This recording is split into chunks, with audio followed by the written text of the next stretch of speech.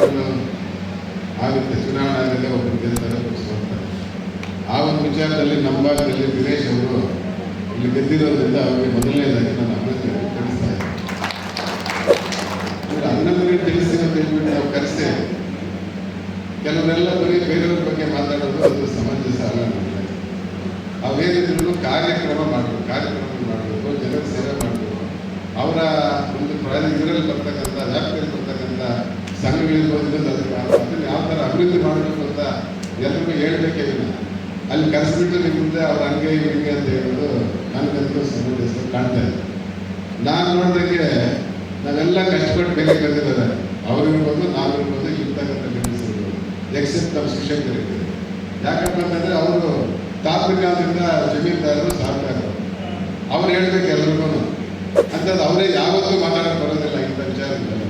ಇವ್ರು ನಾವು ಇಲ್ಲಿಂದ ಬೆಳೆದಿದ್ದೀವಿ, ಅಲ್ಲಿಗೆ ಹೋಗಿ ಕುತ್ಕೊಂಡಿದ್ದೀವಿ, ಆದರೆ ನಾವು ಅದನ್ನು ಬರೆಯೋಕ್ಕಾಗೋದು. ಇವರು ಇದು ತೋರಿಸುತ್ತದೆ, ಅವ್ರಿಗೆ ತೋರಿಸಿದ್ರೆ ನಮಗೂ ಹಂಗೆ ಇರ್ತದೆ ಅಲ್ವಾ?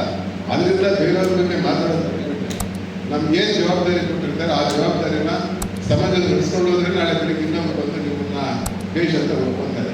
ಅದು ಬಿಟ್ಬಿಟ್ಟು ನಾವು ಬಾಯಿಗೆ ಬಂದಂಗೆ ಬೈಕ್ ಸಿಕ್ತು ಇನ್ನೊಂದು ಸಿಕ್ತು ಅಂತ ಮಾತಾಡೋದು ಅದು ಸರಿಯಾದ ಲಕ್ಷಣ ಅಲ್ಲ.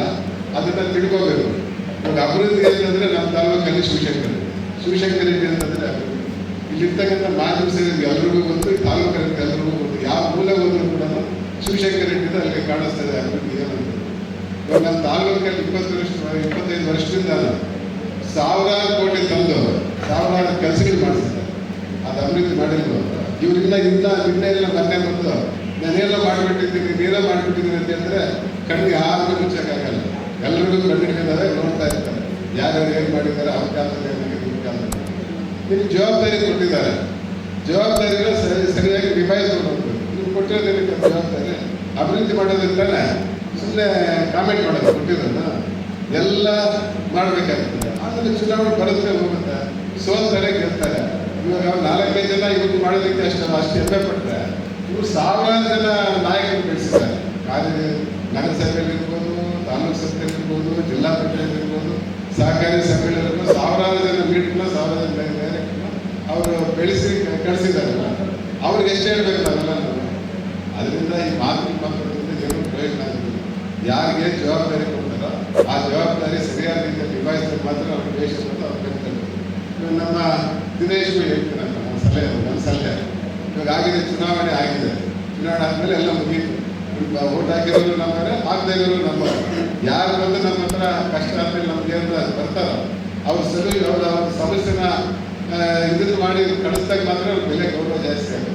ಇವಾಗ ನೀವು ನಮ್ಗೆ ಓಟ್ ಹಾಕಿಲ್ಲ, ನೀವು ಓಟ್ ಹಾಕಿದ್ವಿ ಅಂತ ಮಾತಾಡಿದ್ರೆ ನಮ್ಮ ಗೌರವ ನಾವು ಕಟ್ಕೊಳ್ತಾರೆ. ಅದನ್ನು ಮಾಡೋದಕ್ಕೆ ನಮ್ಮ ದಿನೇಶ್ ಇಲ್ಲ ಅಂತ ನನ್ನ ಕಲ್ತ್ಕೊಂಡಿದ್ದೇನೆ. ಮುಂದೆ ಯಾರೇ ಬಂದರೂ ಸಹಕಾರಿ ಸಂಘದಲ್ಲಿ ಆ ಸಹಕಾರಿ ಕ್ಷೇತ್ರದಲ್ಲಿ ಬೇಕಾದಷ್ಟು ಕೆಲಸಗಳು ಮಾಡುವುದು. 1-2 ಅಂತಲ್ಲ. ಜಿಲ್ಲಾ ಪಂಚಾಯತ್ ಮೆಂಬರ್ ಅಂದರೆ ಒಂದು ಲಿಮಿಟ್ ಇರ್ತದೆ, ತಾಲೂಕು ಸಂಘಗಳು ಒಂದು ಲಿಮಿಟ್ ಇರ್ತದೆ. ಆದರೆ ಸಹಕಾರಿ ಕ್ಷೇತ್ರದಲ್ಲಿ ಏನು ಬೇಕಾದ್ರೂ ಮಾಡೋದಕ್ಕೆ ಅವಕಾಶ ಇರುತ್ತೆ. ಸರ್ಕಾರದಿಂದ ಬರುವಂಥ ಸವಲತ್ತುಗಳೆಲ್ಲ ತಲುಪಿಸುವಂಥ ಒಂದು ಕೆಲಸ ಆಗಬೇಕು.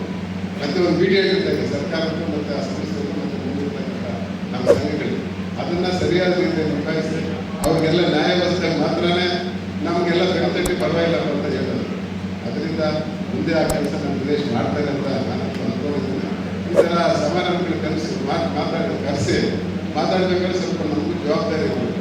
ಬಾಗಿದಂತ ಬೈಕಿದಂತ ಏನಂತ ಮಾತಾಡಿದ್ರೆ ಅದು ಸರೋಗೋದಿಲ್ಲ. ಮೊದಲು ಅಲ್ಲಿ ನೋಡಿದಾಗ ನಮ್ಮ ಕಟ್ಟಾಗಿ ಹೇಳ್ತಾ ಇರ್ತಾರೆ, ಈ ಕಡೆ ತೋರಿಸಿದ್ರೆ ಒಂದು ನಮ್ಮ ಕಡೆ ತೋರಿಸ್ತಾ ಇರ್ತದೆ ಅಲ್ವಾ? ಅದು ಎಲ್ಲರೂ ಪ್ರತಿಯೊಬ್ಬರು ತಪ್ಪು ಮಾಡ್ತಾರೆ, ರೈತರು ಮಾಡ್ತಾರೆ.